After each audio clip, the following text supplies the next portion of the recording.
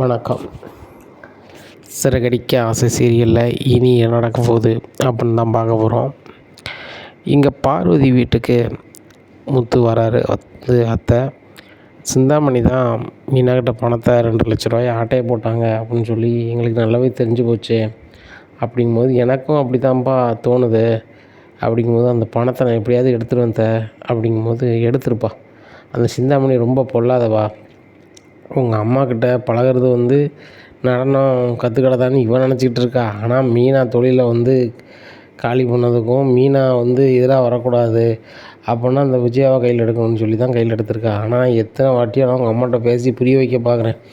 ஆனால் அவங்க அம்மா புரிய மாட்டேக்கு. என்கிட்ட நடனம் படிக்க வந்தவங்ககிட்ட இவ போட்டி போட்டுக்கிட்டு இருக்கா அப்படின்னு சொல்லிக்கிட்டே இருக்கா. என்ன பண்ணுறது அப்படிங்கும்போது அத்தை அந்த சிந்தாமணியை மட்டும் ஒரு 3 மணி நேரம் உங்கள் வீட்டில் வச்சுருங்க. மீனா கிட்ட ஆட்டையை போட்ட பணத்தை மட்டும் எடுத்துட்டோம்னா மீனா கொஞ்சம் ரிலீஃப் ஆயிடுவா. நானும் கொஞ்சம் இதாகிடுவேன். அப்படிங்கும்போது அது எப்படிப்பா முடியும்? உங்கள் அம்மைக்கு தான் சிந்தாமணி ரொம்ப ஃப்ரெண்டு. நான் சொன்னாலாம் கேட்க மாட்டாங்க. அப்படிங்கும்போது அத்தை எங்கள் அம்மாவாக இருக்கட்டும் அந்த சிந்தாமணியாக இருக்கட்டும் பணம்னு அலைகிறவங்க தான். ஒரு பூஜை ஒன்று நம்ம வீட்டில் நடக்க போகுது. ஒரு பவர்ஃபுல் சாமியார் வரப்போகிறாரு. அவர் மலையிலேருந்து வந்திருக்காரு. அவர் பூஜையில் கலந்துக்கிட்டால் பணம் கொட்டும் அப்படின்னு மட்டும் சொன்னால் போதும். இவங்க 2 பேர் வந்துடுவாங்க. அப்படிங்கும்போது இல்லை நான் சிந்தாமணிக்கு ஃபோன் பண்ணால் ஏற்றுக்க மாட்டாப்புல. அப்படிங்கும்போது அத்தை நான் ஒன்று செய்தேன். ரவி பொண்டாட்டி பல குரலில் பேசும். எங்கள் அம்மா மாதிரியே சிந்தாமணிக்கு பேசி இந்த மாதிரி பார்வதி வீட்டில் ஒரு பவர்ஃபுல் சாமியார் வந்திருக்காரு. என்ன அந்த சாமியார் பூஜை பண்ணாருன்னா நம்மளுக்கு பணம் கொட்டுன்னு சொல்லியிருந்தேன். அப்படிங்கும்போது சரிப்பா அப்படி சொல்லு அப்படிங்கிறாங்க. இங்கே பல குரல் பேசுகிறாங்க. இங்கே விஜயா பேசுன மாதிரியே பேசுனாங்க சிந்தாமணிகிட்ட. சிந்தாமணி பார்வதி வீட்டில் ஒரு பூஜை ஏற்பாடு ஒன்று பண்ணியிருக்காப்புல. மலையிலேருந்து சாமியார் வராரு.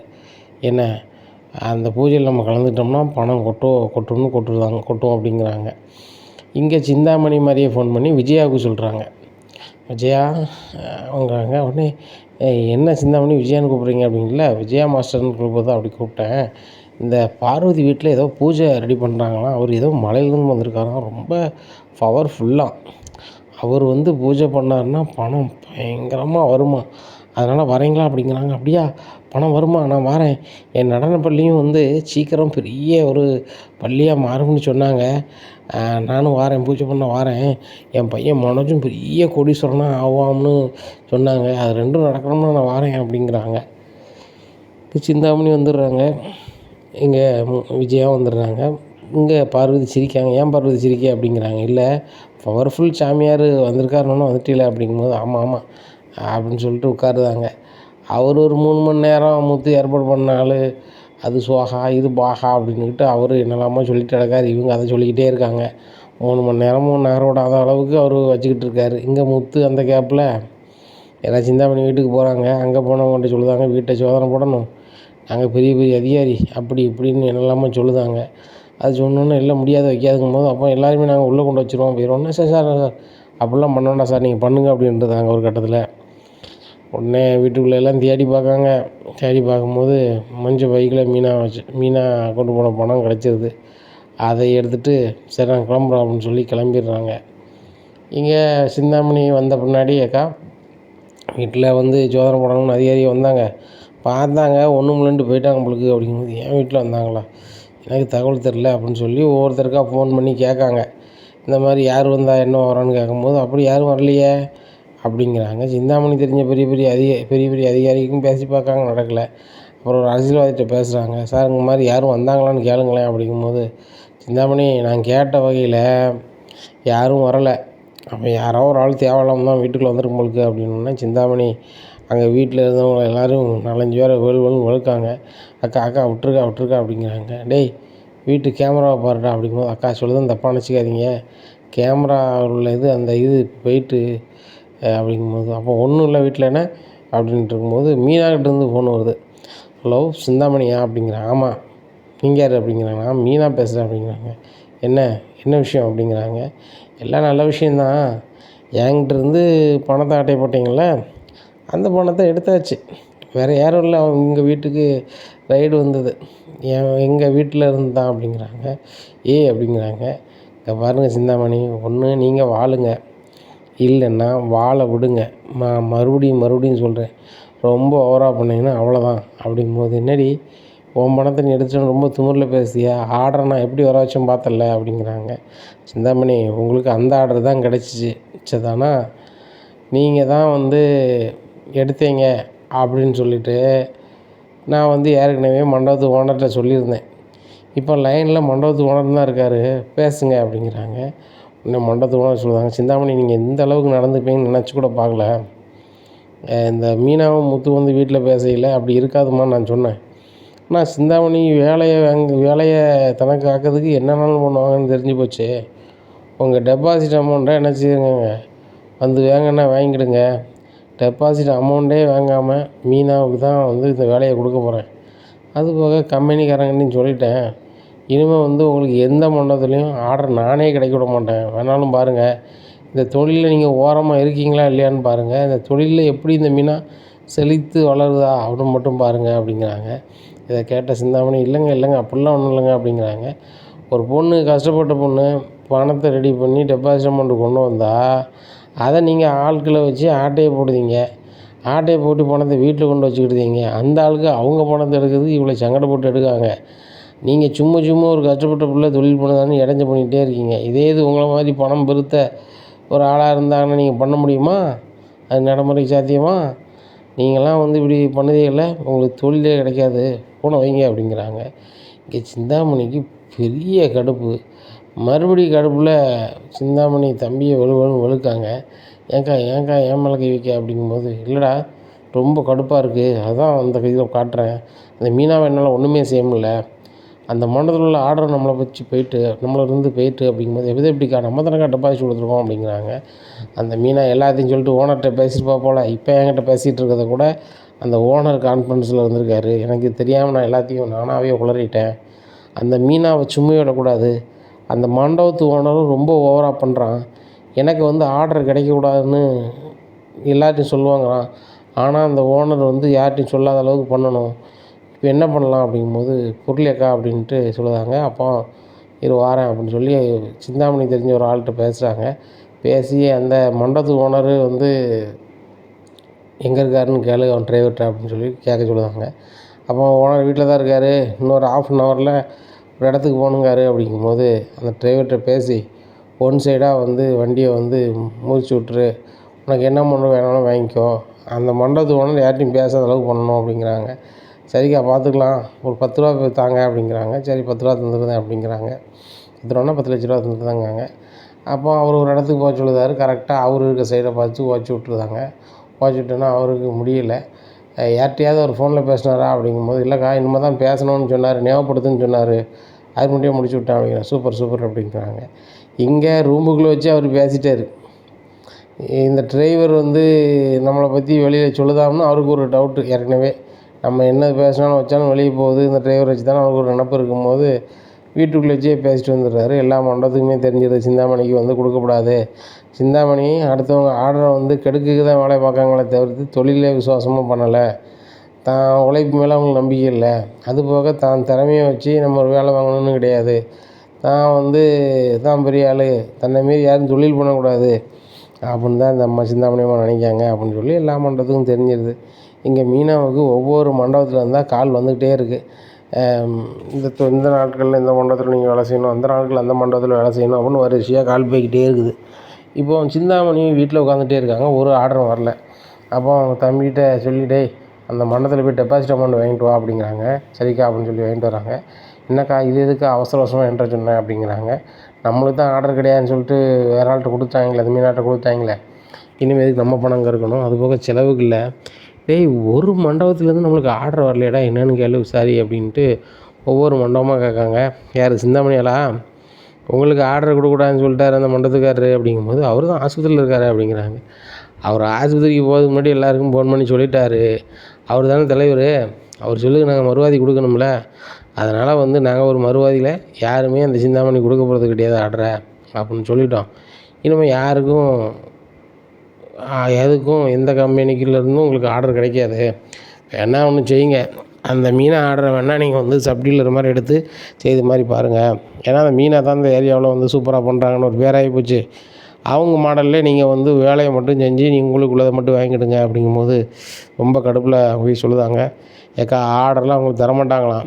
மீன் ஆர்டரில் வேணால் நீங்கள் சப் ஆர்டர் எடுத்து நீங்கள் மீனாவுக்கு பணம் கொண்டாமல் பண்ணணுமா அப்படிங்கும்போது, யார் அந்த மீனாவுக்கு நான் வேலை பார்க்கணுமா? அதில் நாளில் ஒரு பகுதி எனக்கு தருவா, இந்த சின்ன சின்னதாக நான் ஒரு ஓரமாக செஞ்சுட்டு போகணுன்னு சொல்லி கொடுத்தேனே, அந்த மாதிரி அவள் வந்து எனக்கு செய்ய சொல்லுவாளோ, நான் அவட்ட போய் சம்பளம் வாங்கணுமோ அப்படிங்கிறாங்க. அக்கா அப்படி தான் சொன்னாங்க அப்படிங்கிறாங்க. அவங்க சொன்னாங்கன்னு என்கிட்ட வந்து சொல்லிக்கிட்டு இருக்கியோ அப்படின்னு சொல்லிட்டு நேராக மீனா ஒரு இடத்துல டெக்கரேஷன் நடக்க அங்கேயே போகிறாங்க. மீனா, என்னை எதிர்த்து நீ தொழில் பண்ணிகிட்ருக்கல, உன்னை நான் விடவே மாட்டேன் அப்படிங்கும்போது மீனா வராங்க. இங்கே பாருங்கள் சிந்தாமணி, என்னையை வந்து வேலை செய்ய விட மாட்டேன் வைக்க மாட்டேன்னு சொல்கிறதுக்கு நீங்கள் ஆள் கிடையாது. என்ன, இறைவன் கொடுப்பதை யாரும் தடுக்க முடியாது, மேலே இருக்கிறவங்க தடுப்பதை யாரும் கொடுக்க முடியாது. இல்லைங்கட்டா, நான் என் வேலையில் நேர்மையாக போய்கிட்டு இருக்கேன். எனக்கு பக்கத்துடனே என் புருஷன் இருக்கார். பார்த்தீங்களா, நீங்கள் 2 பேரை வச்சு என் பணத்தை ஆட்டையை போட்டிய. என் வீட்டுக்கார் ஒரு ஆளாக அந்த பணத்தை எடுத்து விட்டாரா? நீங்கள் என்ன வேணாலும் பண்ணுங்கள், டஃப்பு கொடுக்கறதுக்கு யார் இருக்கா? என் வீட்டுக்கார் இருக்கார், நான் பார்த்துக்கிட்டுதேன் அப்படிங்கிறாங்க. மீனா, நீ நான் சும்மா விட்டா மாட்டேன்டி அப்படிங்கிறாங்க இந்த சிந்தாமணி. நீங்கள் சும்மா விடுங்க, சும்மா விடாமல் இருங்க, என்னை இப்போ வேலை செய்ய விடுங்க, முதல்ல இடத்த காலி பண்ணுங்க அப்படிங்கிறாங்க. உடனே முத்து வராரு. என்ன மேடம், வேலை இல்லாமல் சுற்றிட்டு இருக்கீங்களா? ஒன்றும் செய்தியலா? ஒரு ஆள் சம்பளத்துக்கு வேலை பார்க்கலா அப்படிங்கும்போது, எங்கள் அக்காலாம் வேலை பார்க்கணுமோ அப்படிங்கிறாங்க. அது என்னமோ உண்மை தான், வேலையை செய்யாமே தின்னுபிட்டு லாந்திருக்கிய, அதான் பெருத்து போயிருக்கிய, கொஞ்சம் வேலை பார்க்க போக சொல்லுங்கள், இல்லை நீனும் கொஞ்சம் வேலை பாரு அப்படிங்கும்போது, நம்ம நல்ல வேலை செய்யணும்னு நினைக்கும், இவங்க பழைய வேலையை செஞ்சு நம்ம வேலையை சிதப்புன்னு நினைக்கிங்களா அப்படிங்கிறாங்க. ஆமாம்மா, அதுவும் அப்படி தான், இவங்க வேலை பூரா பிடிக்கலன்னு தானே நம்மளுக்கு எல்லோரும் கூப்பிட்டு வேலை கொடுக்குறாங்க அப்படிங்கும்போது, முத்து, உன் பொருள் குடோனில் வைப்பல, அது இருக்கா இல்லையான்னு பார்த்துருவோம். நீ குடோன் ஒரு இடத்துல வச்சுக்க தானே தொழில் பண்ணிகிட்ருப்ப, அந்த குடோன் எங்கே இருக்குது ஏது இருக்குதுன்னு சொல்லி கேட்டு நான் என்ன செய்தேன் பாரு அப்படிங்கிறாங்க. உங்களுக்கு சொல்லது தான் எங்கள் அம்மா இருக்காங்களே. மீனா பணம் எடுத்து வரும்போது எங்கள் அம்மா தானே சொன்னாங்க, மஞ்சள் பையில் பணம் கொண்டு போகிறா, பைக்கில் போகல, ஆட்டோவில் தான் போகிறா, ஒத்தியில் தான் போகிறான்னு சொன்னாங்கல்ல. அதே மாதிரி உங்களுக்கு குடோன் எங்கே இருக்குன்னு தான் எங்கள் அம்மா அவங்கள்ட்ட சொல்லிடுவாங்கன்னு எங்களுக்கு தெரியாதா? ஏன்னா குடோன் எங்கே இருக்குன்னு எங்கள் அம்மாவுக்கு தெரியாது. இதுதானே, நீங்கள் வேணால் அதை விசாரித்து பாருங்கள், முத்து குடோன் எங்கே இருக்குதுன்னு சொல்லிட்டு அப்படிங்கிறாங்க. உடனே ரொம்ப கடுப்பில் போகிறாங்க. இங்கே சிந்தாமணி வந்து விஜயாட்ட பேசுகிறாங்க. மாஸ்டர், நீங்கள் என்ன மாஸ்டர் பையன் புல்லை வளர்த்துருக்கீங்க அப்படிங்கிறாங்க. யாரை மனசோயை சொல்கிறீங்க? அவன் பெரிய பிஸ்னஸ்மேன், அவனுக்கு என்ன, அவன் தான் 5-6 டிகிரி படிச்சிருக்கானே அப்படிங்கிறாங்க. நான் அவனை சொல்லலை, அந்த முத்தை சொல்லுதேன் அப்படிங்கிறாங்க. அவனை நான் பிள்ளையாவே ஏற்றுக்கிட்டது கிடையாது, அவன் பொண்டாட்டி நான் மருமகளை ஏற்றுக்கிட்டது கிடையாது, அவனெல்லாம் என் பிள்ளைன்னு சொல்லாதியே அப்படிங்கிறாங்க. இல்லை மாஸ்டர், ரொம்ப ஓவராக பேசுகிறான், அவன் பொண்டாட்டி தான் பெரிய தொழில் பண்ணது மாதிரி, நான் இந்த தொழிலை 30 வருஷமாக பண்ணியிருக்கேன், இந்த மண்டபத்தில் வேலை பார்க்குற மேனேஜர்மாருக்கு பூரா எத்தனை ஆயிரமாக நான் வந்து கமிஷன் கொடுத்துருக்கேன். இப்போ எல்லோரும் நன்றி கெட்டத்தனமாக இந்த முத்துக்கும் மீனாவுக்கும் ஆர்டர் கொடுத்துக்கிட்டு இருக்காங்க, நான்லாம் சும்மா விட மாட்டேன் மாஸ்டர் அப்படிங்கிறாங்க. சிந்தாமணி, தயவு செய்து ஏதாவது பண்ணுங்கள், இந்த முத்தும் மீனாவும் பயங்கரமாக ஆர்டர் எடுத்து செஞ்சுக்கிட்டு இருக்காங்க, லட்சக்கணக்கில் சம்பாதிக்காங்க. அந்த சீத்தா பிள்ளை கல்யாணத்துக்கு இவங்க 15 பவுன் நகையை ஒரு 2 மாதத்தில் எடுத்து கொடுத்துருக்காங்க. இப்படி இருக்காங்க. இப்போ இவங்களோட துட்டு லட்சக்கணக்கில் பெறலுது. இப்போ நீங்கள் ஏன் சிந்தாமணி இப்படி இருக்கீங்க? ஏதோ ஒரு வகையில் அவங்க வேலையை கெடுக்கிறதுக்குள்ள வழியை பாருங்கள். நான் உங்களுக்கு அவங்க என்ன பண்ணுதாங்க ஏது பண்ணுதாங்கன்னு சொல்லுதேன் அப்படிங்கும்போது, மாஸ்டர், அவங்க இந்த டெக்கரேஷன் பண்ணது வேலைக்கு இந்த பொருள்லாம் வச்சுருப்பாங்களா, எங்கே வச்சுருக்காங்க அப்படிங்கிறாங்க. அதெல்லாம் எனக்கு தெரியாதா அப்படிங்கும்போது, மாஸ்டர், முதல்ல அது எங்கேன்னு பாருங்கள், அதில் உள்ள பொருளை பூரா எடுத்து நொறுக்கிட்டோம், ஒன்றத்துக்கெல்லாம் ஆக்கிட்டோம், இல்லை கொளுத்திட்டோம்னா கண்டிப்பாக அவங்களால வந்து டபார்னு முதல் போட்டு பண்ண முடியாது. இப்போ டெக்கரேஷன் பண்ணதுக்கெலாம் நிறைய மீனா என்ன செஞ்சுருக்கான்னா, செஞ்சே வச்சுருக்கா, ஸ்டேஜ் பக்கத்தில் வந்து நிப்பாட்டி விட்டுருதா அதை எடுத்துக்கொண்டு. அப்படி இருக்கும்போது அவளுக்கு வந்து வேலை ரொம்ப சுழிவாக முடிஞ்சிடுது. கம்மியான செலவில் நிறைய லாபம் பார்க்கா. எப்படியாவது அதை கண்டுபிடிக்கணும் அப்படிங்கும்போது யோசிக்காங்க. மீனா எங்கே பொருள் வச்சுருக்காங்கன்னா, மீனா அம்மா இருக்காங்கள்ல, அந்த ஓனர் வீட்டில் ஒரு வீடு எடுத்து அதில் வச்சுருக்காங்க. இப்போ விசாரிக்கும் போது மீனா அம்மா வீட்டில் தான் இருக்குது, அம்மா வீட்டுக்கிட்ட தான் இருக்குதுன்னு சொல்லியிருந்தாங்க. நேராக சிந்தாமணிகிட்ட சொல்லுதாங்க, பொருள் வந்து நீங்கள் ஒன்றும் செய்ய முடியாது சிந்தாமணி அப்படிங்கும்போது, என்ன அப்படிங்கும்போது, இந்த மீனா இருக்கார்ல, மீனாவோட அம்மா வீட்டு ஓனர் இருக்கார்ல, அவங்க வீட்டில் தான் வச்சுருக்காங்களாம். அதனால் அங்கே ஒன்றும் பண்ண முடியாது. அவங்க அங்கே இருக்காங்க. அதுபோக அந்த தம்பி கொஞ்சம் பொல்லாதவன். அதை மீறி நீங்கள் ஒன்றும் செய்ய முடியாது அப்படிங்கும்போது யார் அந்த சின்ன பயலா? நான் பார்த்துக்கிட்டுதேன் அப்படின்றாங்க. இங்கே முத்து வந்து நினைக்காரு மீனா, நான் நைட்டு குடோனுக்கு போயிருந்தேன். ஏம்மா குடோனில் இருந்தால் தான் லாய்க்கு. அந்த சிந்தாமணி எப்படி நம்ம குடோன் எங்கேன்னு விசாரித்து எங்கள் அம்மா மூலமாக விசாரித்து உங்கள் அம்மா வீட்டில் தான் இருக்குதுன்னு உங்கள் வீட்டுக்கிட்ட தான் இருக்குதுன்னு தெரிஞ்சு அங்கே போகும். நம்ம ரெடிமேடாக பொருள் எல்லாம் செஞ்சு வச்சுருக்கோம். அது ஒரு பொக்காக இருக்கும். அது எனத்தையும் அவள் பண்ணிட்டாங்கன்னா கிட்டத்தட்ட நம்ம ஒரு 10 லட்ச ரூபாய்க்கு முதலீடு பண்ணி அதை நம்ம செஞ்சு வச்சுருக்கோம். அது நொறுங்கிடும். நம்ம சீரியல் எல்லாம் போயிடும். அப்படிங்கும்போது அதுவும் சேர்த்தாங்க அப்படிங்கிறாங்க. இங்கே முத்து வந்து கண்டிப்பாக டெக்கரேஷன் நடக்கிற இடத்துல தான் கிடப்பான். நைட்டுக்கானங்க ஆள் இருக்காது. கண்டிப்பாக அந்த பொருளை பூரா நொறுக்கிடணும்னு சொல்லி சிந்தாமணி ஒரு 5-6 வேலை ரெடி பண்ணுதாங்க. 5-6 பேர் நினச்சிதாங்க நைட்டு நைஸாக எல்லோரும் தூங்கிட்டாங்களா வச்சுட்டாங்களான்னு பார்த்துட்டு போகிறாங்க. அங்கே முத்து ஒரு ஒயர் கட்டில் போட்டு நல்லா தூங்கிட்டு கிடக்காரு. இங்கே எவனா தூங்கிட்டு கிடக்காங்கன்னு சொல்லி ஃபோன் அடிக்காங்க. அந்த முத்து மீனா எவனாவது ஒரு வயசான ஆளை கொண்டு என்ன செஞ்சுருப்பாங்க, காவலுக்கு போட்டிருப்பாங்க உங்களுக்கு. 4 பூசை கொடுங்க, பூசை கொடுத்து அந்த பொருளை நொறுக்குங்க அப்படிங்கிறாங்க. சரிக்கா அப்படின்னு சொல்லிட்டு போனோடனே அந்த கட்டில் விரட்டுதாங்க. விரட்டினோடனே முத்து எந்திக்காரு. முத்தை பார்த்தோன்னே எல்லோரும் ஓட்டம் பிடிக்காங்க. அந்த ஆளை முத்து ஓடி எல்லாரையும் போட்டு வெளுன்னு வெளுக்காரு. உங்களை யாரும் அனுப்பிவிட்டா அப்படிங்கிறாங்க. சிந்தாமணி தான் அனுப்பிவிட்டாங்க அப்படிங்கிறாங்க. நேராக ஸ்டேஷனை கொண்டு விடுதாங்க. அப்போ இதுக்கெல்லாம் காரணம் சிந்தாமணி தானே அப்படிங்காம சிந்தாமணி தான் காரணம் அப்படிங்கிறாங்க. இங்கே அந்த ஆளை சிந்தாமணி போய் கூட போகிறாங்க ஸ்டேஷன்லேருந்து. இந்த மாதிரி அம்மா இந்த முத்து மீனான்னு சொல்லி டெக்கரேஷன் வேலை செய்தாங்கள்ல, அவங்க குடோனில் உள்ள பொருளை பூரா நொறுக்கிறதுக்கு நீங்கள் தான் ஆள் அனுப்புனீங்களா வச்சியலா அப்படிங்கும்போது, இல்லையே எனக்கு அது அவங்களுக்கு தெரியாதே, எனக்கு அவங்க யாருனே தெரியாது அப்படிங்கிறாங்க. ஏம்மா எல்லாரோடைய ஃபோனையும் பார்த்தோம். உங்கள் ஃபோன் நம்பர்லேருந்து 3 பேருக்கு அங்கேருந்து வந்திருக்கு. அவங்களும் உங்கள்கிட்ட தான் வேலை பார்த்தேன், எங்கள் அக்கா தான் அப்படி இப்படிங்காங்க. அப்படிங்கும்போது இல்லை சார் அப்படி சார் இப்படி சாருங்காங்க. ஏம்மா எதனாலும் ஸ்டேஷனில் வந்து பேசுங்க அப்படிங்கும்போது இங்கே முத்து மீனாவும் ஸ்டேஷனில் நிற்காங்க. ஏய் மீனா என்னடி நினச்சிட்ருக்க, எனக்கு எதிராக தொழில் பண்ணுதே, நீ தேவையில்லாமல் மாட்டி விடுதியா, என் ஆட்களை வச்சு என் மேலே பொய்யா எதுவும் செய்தியா அப்படிங்கும்போது, நான் ஏன் பொய்யா செய்யணும், உண்மையை தான் செய்தேன். என் வீட்டுக்காரர் வந்து குடோனில் நீங்கள் எதுவும் பண்ணுவேன்னு கரெக்டாக வந்து போய் இருந்தார். உங்கள் ஆள் நீங்கள் அனுப்பியிருக்கீங்க, நானாக சொன்னேன் உங்களைன்னு சொல்லிட்டு. அப்படிங்கும்போது அக்கா நீங்கள் தானே எங்களை அனுப்புனீங்க, எங்களை கோர்த்து விட பார்க்காதீங்க, உங்களுக்காக தான் இவ்வளோ செஞ்சோம் வச்சோம் அப்படிங்கிறாங்க. உடனே சிந்தாமணியம்மா நீங்கள் எல்லா இடத்துலையும் ஏமாற்ற மாதிரி ஏமாற்றாதாங்க. நிறைய பேர் உங்கள் மேலே வந்து பெட்டிஷன் கொடுப்பாங்க, நீங்கள் ஏதாவது நெருக்கடி பண்ணுவீங்க, அவங்களாம் வாபஸ் வாங்கிட்டு போவாங்க. ஆனால் இவங்க 2 பேரும் ரொம்ப வலுவாக இருக்காங்க, ஒன்றும் பண்ண முடியாது. என்ன நாங்களும் ஏதாவது ஒரு கதையில் சிக்குவீங்கன்னு பார்த்தோம், இப்போ சிக்கிட்டீங்க, பேசாமல் உள்ளே இருங்க அப்படிங்கிறாங்க. ஏய் மீனா நீ விடவே மாட்டேன்டி அப்படிங்கிறாங்க. சிந்தாமணி நீங்கள் என்ன வேணாலும் பண்ணுங்கள், அது நான் நீங்கள் என்ன பண்ணாலும் நான் சுவாரஸ்யமாக அதை என்ன பண்ணுவீங்க அப்படின்னு சொல்லி நான் காத்திருக்கேன். அது போக என் வீட்டுக்கார் இருக்காருங்க, உங்கள் வீட்டுக்கார் உங்கள் கூட பக்கபலமாக இல்லை. நீங்கள் வந்து வேலையை நேர்மையாக பண்ணாதனால, நீங்கள் திமிருதான் பண்ணிட்டு அலையிறதுனால உங்கள் வீட்டுக்காரர் உங்களை வேண்டாம், வீட்டு பக்கமே வரக்கூடாதுன்னு வச்சுருக்காரு அப்படிங்கும்போது, ஏய் என்னை பற்றி எப்படி தெரியும் அப்படிங்கும்போது, எல்லாம் தெரியும், உங்கள் வீட்டுக்காரர் எனக்கு எவ்வளோ ஃபைனான்ஸ்னாலும் பண்ணுதுன்னு இருக்காரு. இந்த சிந்தாமணிக்கு எதிராக நீ தொழில் பண்ணுதுன்னா எத்தனை கோடினாலும் நான் தரமா, நான் முதல்ல உனக்கு டெபாசிட் அமௌண்ட்டு தராமல் இருக்க காரணம் என்னென்னா, அது சிந்தாமணி ஏதாவது குடைச்சல் கொடுப்பா, நீ எப்படி சமாளிப்ப அப்படின்னு நினச்சேன். அதெல்லாம் சமாளித்து மீறி நீ தொழில் பண்ணுதுன்னா ரொம்ப திறமையான ஆள் தான். இந்த திறமை இருக்க ஆளுக்கு நான் கண்டிப்பாக உதவி பண்ணுவேங்காரு. இப்போ உங்கள் வீட்டுக்காரர் தான் எனக்கு எத்தனை லட்சம் எத்தனை கோடினாலும் தர தயாராக இருக்கார். அதனால் எனக்கு கவலையே இல்லை, நீங்கள் உள்ளே போய்ட்டு வாங்க, அதுக்குள்ளே நான் தொழிலில் பயங்கரமாக டெவலப் பண்ணியிருந்தேன், ஏன் பிரான்ச்சு கூட ஆரம்பிச்சிடுறேன், வாய்ப்பு இருந்துச்சுன்னா ஆன்லைனில் கூட நான் என்ன செஞ்சுறேன், நான் ஒரு இது ரெடி பண்ணி டெக்கரேஷன் ஆர்டர் செஞ்சு தரணும்னு சொல்லி விளம்பரம் கொடுக்குறேன், வந்து வாய்ப்பு இருந்துச்சுன்னா அந்த விளம்பரத்தை பாருங்கள், ரொம்ப கஷ்டப்பட்டேன்னா என்கிட்ட வந்து சம்பளத்துக்கு வேலை பாருங்கள், ஆனால் கரெக்டாக சம்பளம் தந்துடுவேன், என்ன சிந்தாமணி அப்படிங்கிறாங்க. ஏய் மீனா வாய்க்கு வந்ததெல்லாம் பேசாத அப்படிங்கிறாங்க. வாய்க்கு வந்ததெல்லாம் நீங்கள் தான் பேச வைக்கிங்க சிந்தாமணி, என்ன வாழ விடுங்கன்னு சொன்னேன், நீங்கள் வாழ விடலை, உங்கள் வாழ்க்கையை நான் முடிச்சு விட்டேன், அவ்வளோதான், போய்ட்டு வாங்க பாய், எங்கே கிளம்பலாம் அப்படின்னு சொல்லிட்டு கிளம்பிடுறாங்க. மீனா பயங்கரமாக பேசுனேன் அப்படிங்கிறாங்க. இல்லைங்க இந்த சிந்தாமணி ரொம்ப ஓவராக பண்ணுறாங்க, நானும் அவங்கள விட்டுட்டு நம்ம வேலையை பார்க்கலான்னு பார்த்தாக்க என்னையே வண்டலத்துக்கிட்டு ஏன் வேலை செய்ய விடாமல் வைக்காமல் பண்ணிக்கிட்டு இருந்தா என்ன பண்ணுறது அப்படின்ட்டு இருக்கும்போது சீதா கால் பண்ணுறாங்க. சீதா கால் பண்ணி அக்கா என் வீட்டுக்கார் வந்து உங்கள் 2 பேரையும் வீட்டுக்கு கூப்பிட்றாரு அப்படிங்கிறாங்க. மீனா என்ன என்னையும் கூப்பிட்றாங்க அப்படிங்கிறாங்க. ஏங்க 2 பேரையும் கூப்பிட்றாங்க அப்படிங்கும்போது, இல்லை எனக்கு வந்து அருணுக்கு ஒப்பேராது, உனக்கு உதவி செஞ்சுருக்காரு, ஒரு சில உதவிகளை பண்ணியிருக்காரு, நான் அவரை தப்பாக புரிஞ்சுக்கிட்டேன், அவரும் என்னைய தப்பாக புரிஞ்சுக்கிட்டாரு. சரி அது எதுக்கு, சீதா விரும்பின வாழ்க்கையை நம்ம அமைச்சு கொடுத்தாச்சு, அதோட விடு அப்படிங்கிறாங்க. என்ன ஏங்க அதெல்லாம் ஒன்றும் இல்லை, நீங்கள் வாங்க அப்படிங்கிறாங்க. இல்லை மீனா நான் வரல அப்படிங்கிறேன். வாங்கங்க அப்படின்னு சொல்லி கூப்பிட்டு போகிறாங்க.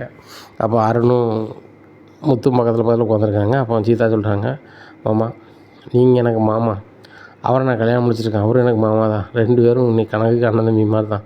நீங்கள் 2 பேரும் பேசாமல் இருக்கிறது சரியா இல்லை. 2 பேரும் ஒருத்தருக்கு ஒருத்தர் புரிஞ்சுக்கோங்க. 2 பேரும் ஒரே குணம் தான். நீங்களும் கோவக்காரர் தான், நீங்கள் சொன்னது தான் சரிம்பீங்க, அதுவும் அவரும் அப்படி தான். ஆனால் 2 பேரும் இன்னொருத்தங்க நல்லா இருக்கணும்னு மட்டும்தான் நினைப்பீங்க, அவரும் அப்படி தான். அதுபோக அவர் வேலைக்கு போனால் மற்றபடி மாறிடுவார். இங்கே வர மாதிரி இருப்பார், அங்கே வர மாதிரி இருப்பார், அதுதான். மற்றபடி யாரையும் கெடுக்கணும் வைக்கணும்னு நினைக்க மாட்டார் அப்படிங்கும்போது நான் மட்டும் நினைக்கணும் சீதா அப்படிங்கிறாங்க. சரி 2 பேரும் ஒன்று தான், சாப்பிடுங்க அப்படின்னு சொல்லி சாப்பிடுதாங்க. சாப்பிடும்போது பக்கத்தில் அண்ணே எதுவும் வேணுமா அப்படின்ட்டு டவார்னு கேட்காரு. ஒன்றும் வேண்டாம் அப்படின்ட்டு சொல்லுதார். சாப்பிட்டு 2 பேரும் பேசிகிட்டு இருக்காங்க. அப்புறம் 2 பேரையும் தனியாக வச்சுட்டு மீனாவும் சீதாவும் தனியாக போயிடுறாங்க. எப்படியும் பேசித்தேன் ஆகும்னு சொல்லிட்டு பேசுகிறாங்க. நல்லா சிரித்து பேசிகிட்டு இருக்காங்க. அப்போ சீதா வராங்க.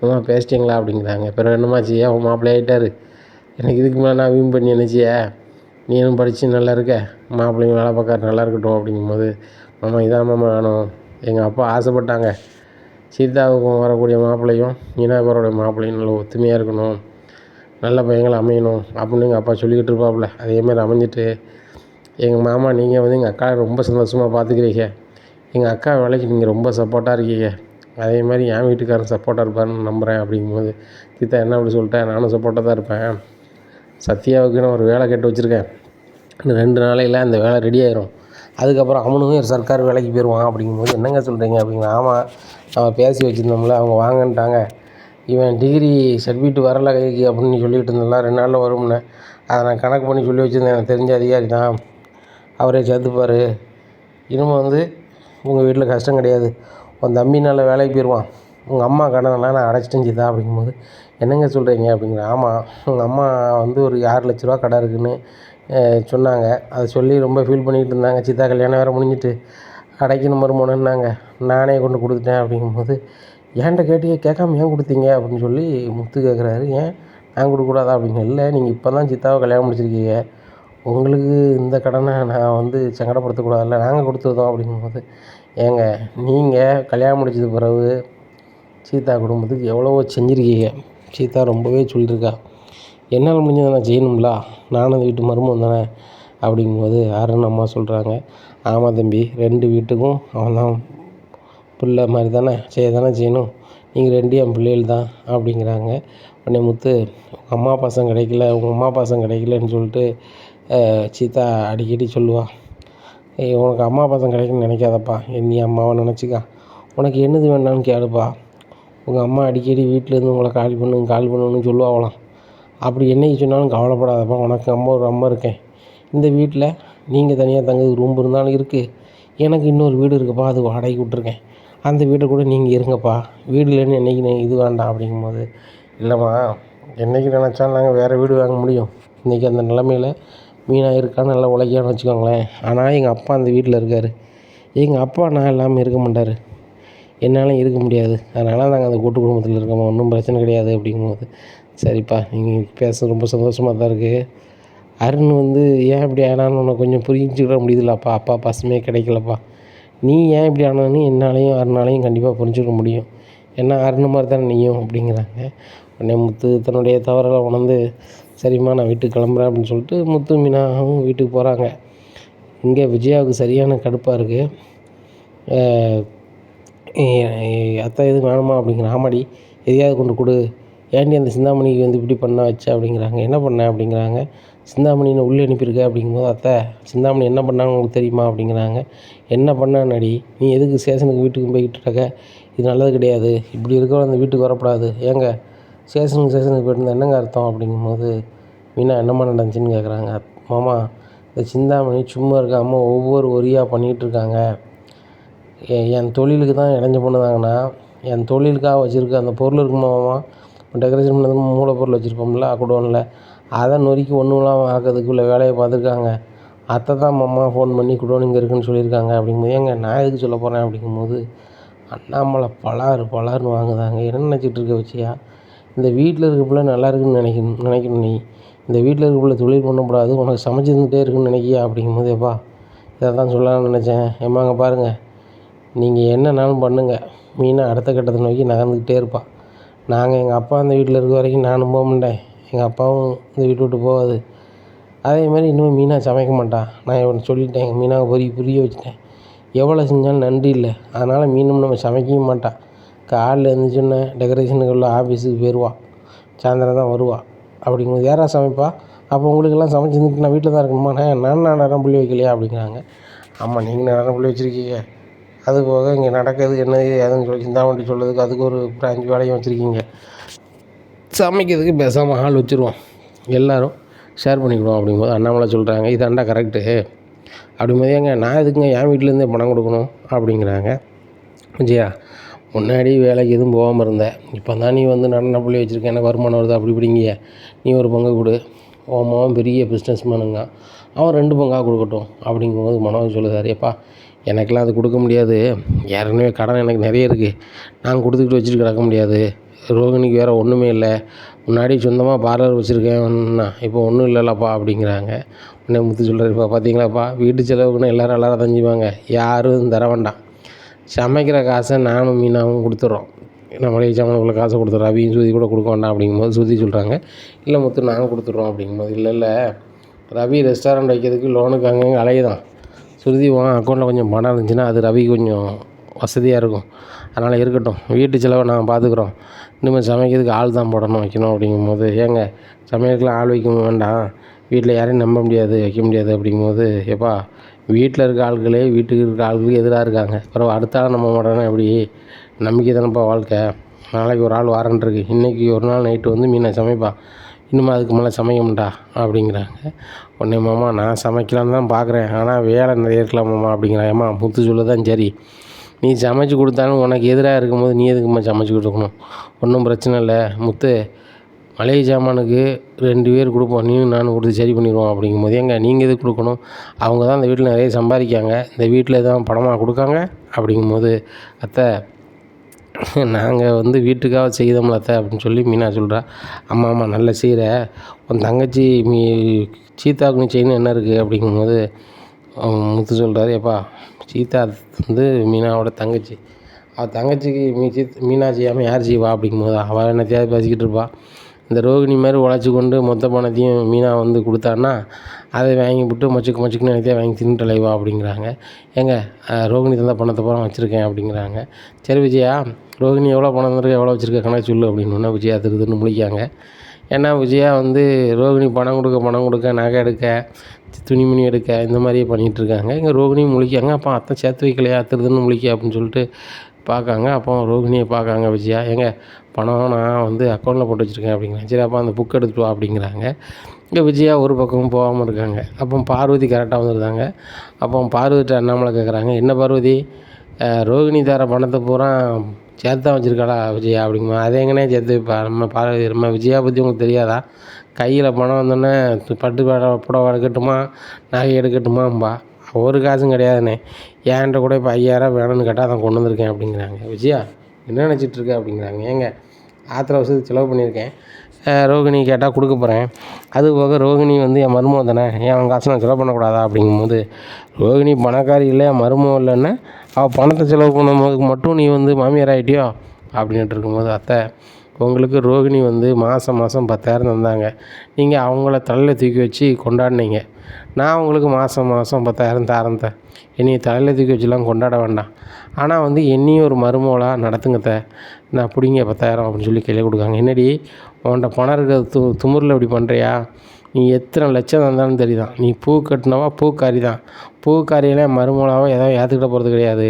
அப்படிங்கும்போது விஜயா பணத்தோட மறுவாதி உனக்கு தெரில, பார்வதி சொல்லுதாங்க, இந்த பணத்தை வச்சுக்க மீனா, நீ கஷ்டப்பட்டு சம்பாதிச்சது, நீ எதுக்கு கொடுக்கணும், நீ சொன்னாலும் சொல்லாட்டலும் மீனா, நீ தான் வந்து இந்த விஜயாவோட மருமவா, இந்த வீட்டோட பெருமையை நீ தான் நிலநாட்டுத, நீ இந்த இடத்துல மட்டுமா டெக்கரேஷன் பண்ணுற, இந்த சிட்டி பூரா பண்ணுத, யார் பேரில், இந்த விஜயா பேரில் தானே நீ டெக்கரேஷன் எடுத்து எல்லாம் செய்த, அது அவளுக்கு பெருமை தான், நீ வந்து முன்னாடி இருக்கும்போது என் மருமகன்னு சொல்ல மாட்டேக்கா, ஆனால் பெரிய வேலைலாம் எடுத்து செய்யும்போது அது எங்கள் வீட்டில் இருந்து தான் செய்தாங்க, என் மருமக தான் செய்தான்னு அவளுக்கு தெரிஞ்ச ஆள்கிட்ட புள்ளிட்ட பொண்ணை தான் செய்தா அப்படிங்கும்போது, அப்படியா அத்தை, அப்போ நான் வந்து தொழில் பண்ணது உங்களுக்கு பெருமையாக தான் இருக்கா அப்படின்ட்டு சொல்லும்போது விஜயா ரொம்ப கடுப்பில் பல்லு நெரு நெரு நெருன்னு கடிக்காங்க.